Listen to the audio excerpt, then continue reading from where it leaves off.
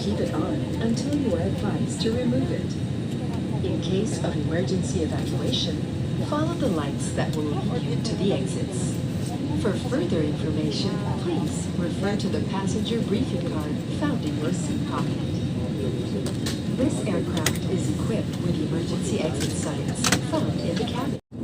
We are now ready to depart for Mactan, Cebu. In command of the aircraft is Captain Vicencio, ably assisted by First Officer Campano. Our flying time is approximately 1 hour.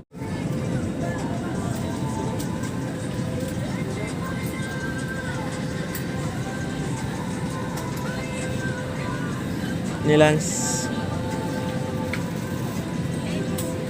Pamas. Pamas gamay kahit lang. Okay lang. Pangmas ka lang. Pangmas ka lang. Ay, hilak. Ay, hilak.